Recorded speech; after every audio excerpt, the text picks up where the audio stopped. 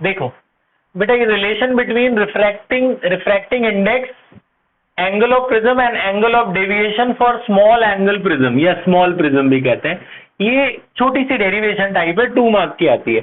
मान लो ये प्रिज्म बहुत छोटा है, इसका मतलब इसका एंगल ऑफ प्रिज्म बहुत छोटा है। यहां से रे ऑफ लाइट इंसिडेंट होगी, ये नॉर्मल है, नॉर्मल और इंसिडेंट के बीच के एंगल को क्या कहते हैं? Angle of incidence.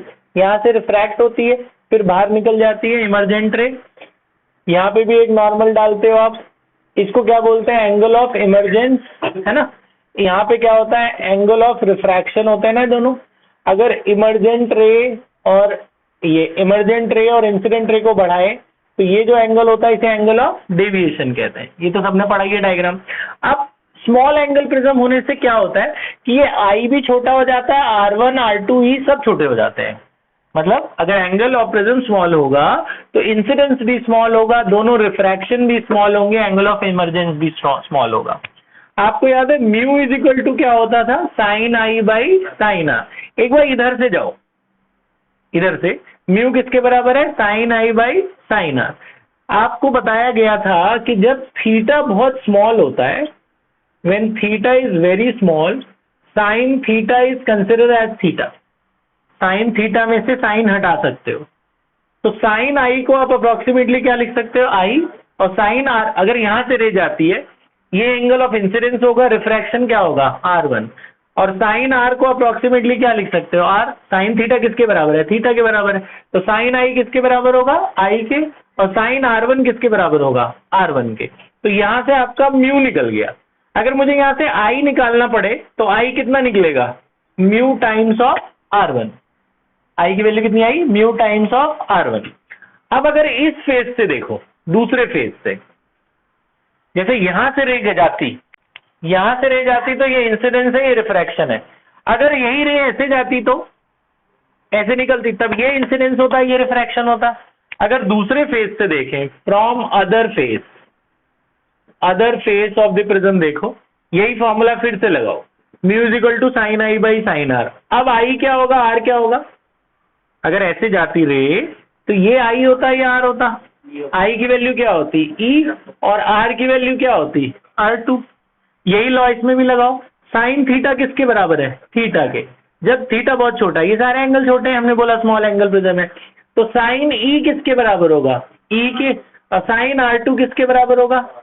यहां से ई निकाल लो, ई की वैल्यू कितनी आई? Mu R2। ये समझ में आई बात? यहां से हमने आई निकाल लिया, यहां से हमने ई निकाल लिया। फिर हमने एक रिलेशन पढ़ा है, सिंस हमें ये रिलेशन याद है, A plus D is equal to I plus E. ये हमने प्रिज्म की डेरिवेशन में पढ़ा है रिलेशन, तो आपको ये याद रखना है, यहाँ अप्लाई करना है। A plus D is equal to I plus E. इसमें ना आई और ई की वैल्यू डाल दो। आई किसके बराबर है? Mu R1। तो यहाँ आई हटाकर डाल दो म्यू R1। ई किसके बराबर है? Mu R2। ई हटाकर डाल दो म्यू R2, है ना।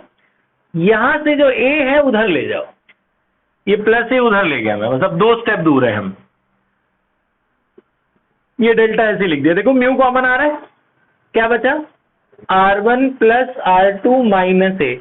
हमने पढ़ा है प्रिज्म में ही, हमने पढ़ा है कि A बराबर होता है R1 प्लस R2 के। R1 प्लस R2 किसके बराबर होता है? A के। ये हमने प्रिज्म की डेरिवेशन में पढ़ा है। तो R1 प्लस R2 हटाकर क्या लिख सकते हैं? A। जिसने नहीं पढ़ा वो ये पीछे बेटा एक बार देख लेना रिकॉर्डिंग वगैरह। R1 प्लस R2 को A लिख देना, इनको हटाकर A लिख देना। यहां से A कॉमन ले लो, क्या बचेगा? Mu minus 1। तो यही रिलेशन हमें डिराइव करनी थी, relation between angle of deviation, angle of prism and refractive index. Refractive index, angle of prism, angle of deviation की ये रिलेशन है। ये कब लगानी है? जब ये प्रिज्म बहुत छोटा हो, तो एंगल ऑफ प्रिज्म भी स्मॉल होगा।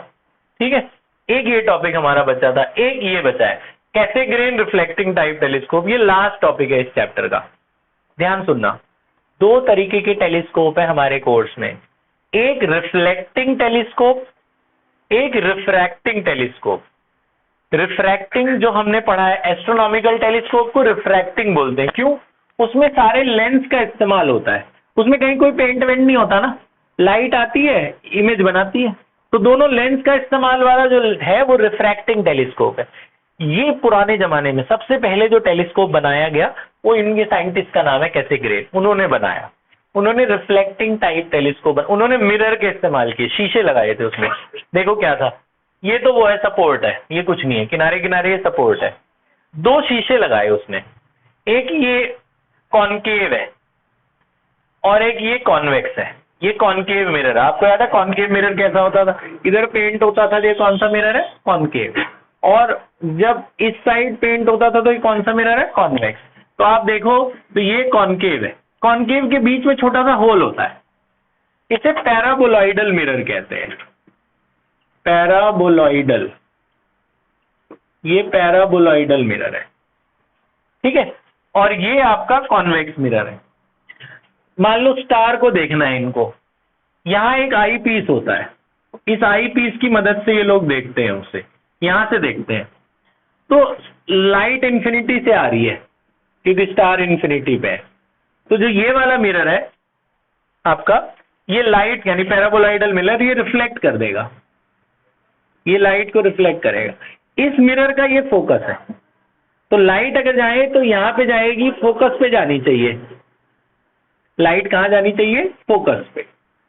लाइट इस तरह से बनाना कि फोकस पे जाती हुई दिखे, लेकिन उससे पहले कि फोकस पे जाए ये जाने नहीं देता ये वाला मिरर, क्योंकि बीच में शीशा रख दिया, इधर पेंट है। तो लाइट उससे पहले कि वहां जाए फोकस पे, ये रिफ्लेक्ट करा के इमेज को उस होल तक पहुंचा देता है जहां से तुम देख रहे हो।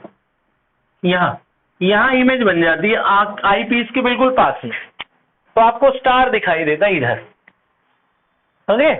तो ये आपका मिरर है पैराबोलॉइडल मिरर, और ये आपका सेकेंडरी मिरर, ये प्राइमरी मिरर और ये सेकेंडरी मिरर। प्राइमरी पे लाइट पड़ी, उसने रिफ्लेक्ट करके यहां भेजा, फिर इसने अपना फाइनल रिफ्लेक्ट करके इमेज यहां बना दी, पॉइंट साइज इमेज दिखे, छोटा सा तारा दिखेगा आपको, ठीक है। तो ये पुराने जमाने का टेलीस्कोप है, कैसे ग्रेन रिफ्लेक्टिंग टाइप टेलीस्कोप।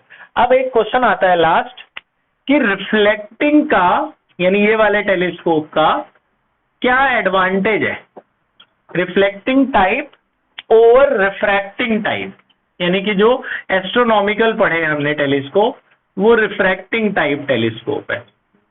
इसका उसके ऊपर क्या एडवांटेज है, ये लिखने को आता है 2 मार्क में, याद कर लो अभी साथ साथ मेरे। ये ज्यादा अच्छा है उससे, क्यों, पहला इसमें मिरर इस्तेमाल होता है, तो मिरर क्या होता है, कम रोशनी में भी ज्यादा लाइट ले लेता है, यानी इसमें जो गैदरिंग पावर होती है लाइट की वो ज्यादा होती है, इमेज ब्राइट दिखाई देती है। इसका सरफेस एरिया ज्यादा है, ज्यादा लाइट गैदर कर लेगा और इमेज ज्यादा क्लियर और ब्राइट दिखाई देगी स्टार की, प्लैनेट की, पहला।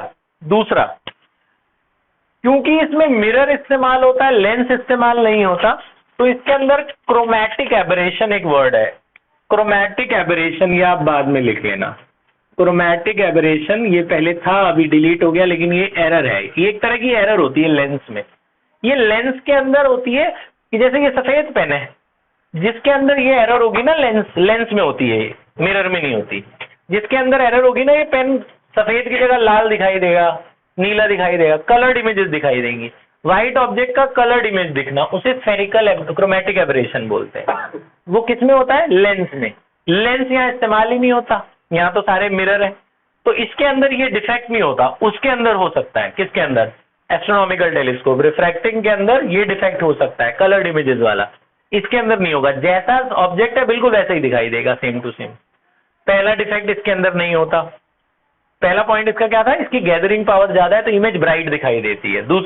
दूसरा एडवांटेज, इसके अंदर क्रोमैटिक एबरेशन नहीं होता, कलर्ड इमेजेस नहीं दिखती, जैसा वैसी ही दिखेगी, व्हाइट है तो व्हाइट, कलर्ड है तो कलर्ड।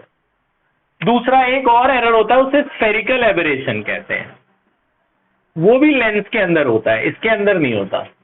उसमें क्या होता है, ब्लर इमेज दिखती है, कभी कभी होता है ना ब्लर, जैसे हमारे कैमरे के लेंस में भी कभी कभी ब्लर दिखाई देता है, तो वो कैमरे के अंदर डिफेक्ट है, स्फेरिकल एबरेशन कहते हैं उसे।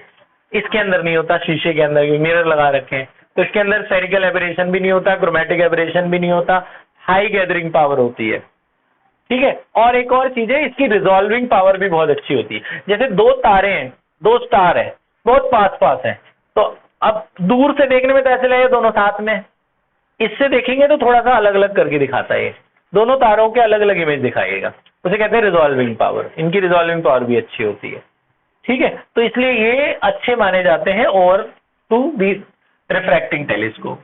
ठीक है, कर लो ये और वो सारा लिख लो, खत्म।